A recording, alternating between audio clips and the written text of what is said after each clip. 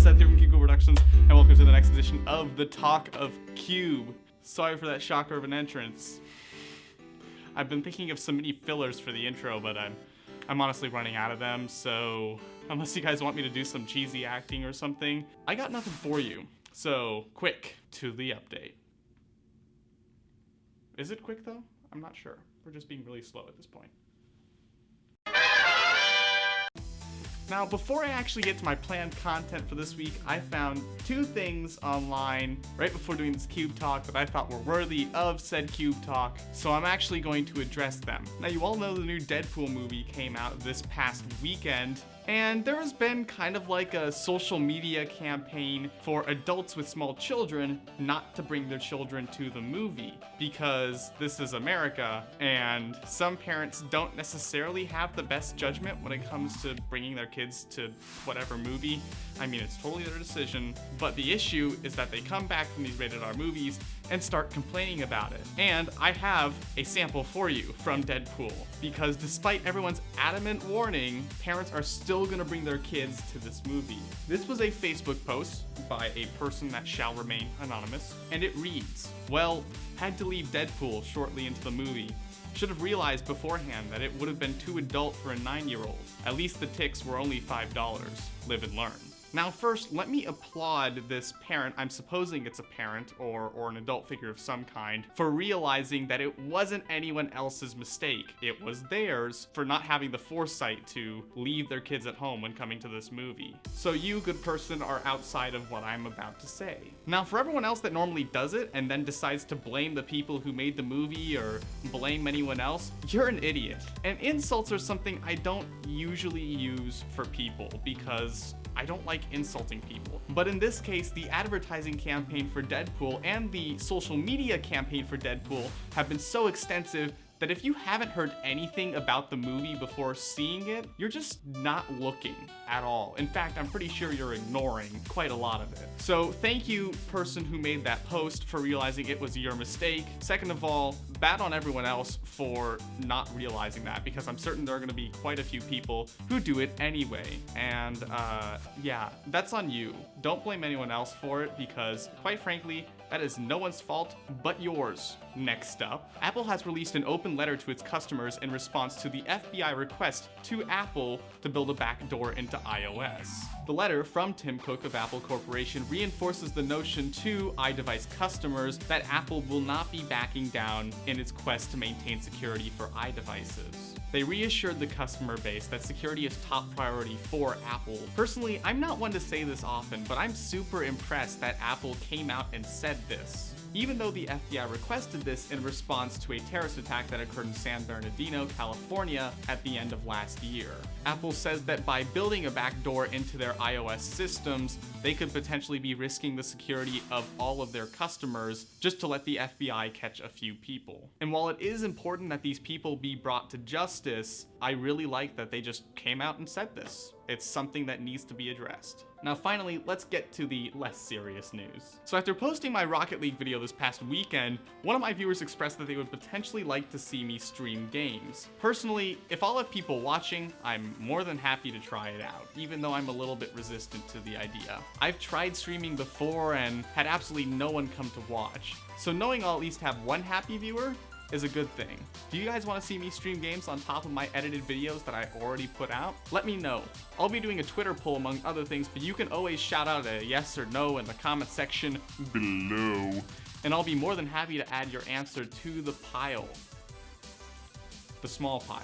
Okay, maybe a small stack, or maybe just a few responses. Okay, I may only get one answer. I don't care. Just give me a yay or a nay on the Easter, okay? And for those of you who have no idea what I just said, it's called Pig Latin, and it's a real thing. The point is the same though. I think streaming might be pretty cool, and I certainly have the computer to do it, so I might as well give it a try and see if you guys like it. So last week's Cube Talk started out like any other video I've made. I got back from class on Wednesday, took out my equipment, recorded the video, and went back to my computer to begin preparations for editing the episode. When I pulled up a random video file, however, my media player froze. It wouldn't play the video. I restarted the player. Nothing. I rebooted my computer. Nothing. I tried a different media player. Nothing. I tried a different file, and you guessed it, nothing. After a few hours, I'd concluded that my computer would not play a single media file, nor could I play a game or screen record or any of that stuff. My computer was, for all intents and purposes, useless. I spent 6 hours that night trying just about everything I could think of. There, yep, did it right away.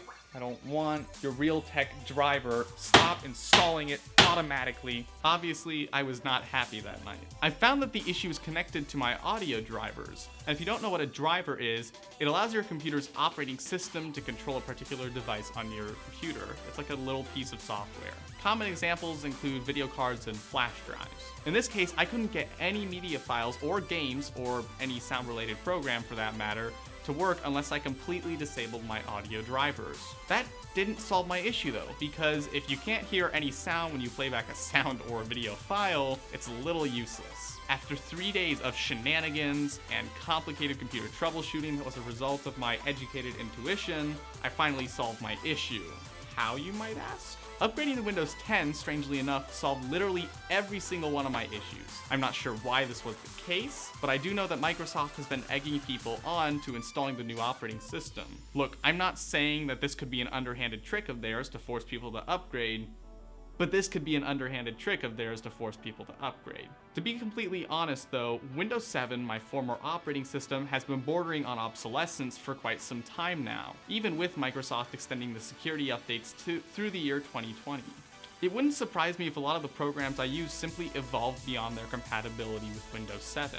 I'm still not exactly sure why upgrading to Windows 10 solved my problems. After all, I performed a complete repair install of Windows 7, and not even that fixed it. Regardless, I'm just happy that my computer is working again, and frankly, I'm pretty happy with Windows 10 so far, considering how similarly to Windows 7 it functions. So, good on Microsoft for making something that's pretty nice. The reason you guys still got a CubeTalk last week was that I was able to switch directly to my laptop for editing. I'm pretty lucky to have a backup machine to switch to when my main computer fails, so that's awesome. I shot a film this past Thursday and Friday amidst my computer troubles as well. I was incredibly happy with my actor's performance, but one thing I wasn't happy with was lighting. I am having a huge problem with shooting indoors. As you can tell, the lighting here isn't perfect either.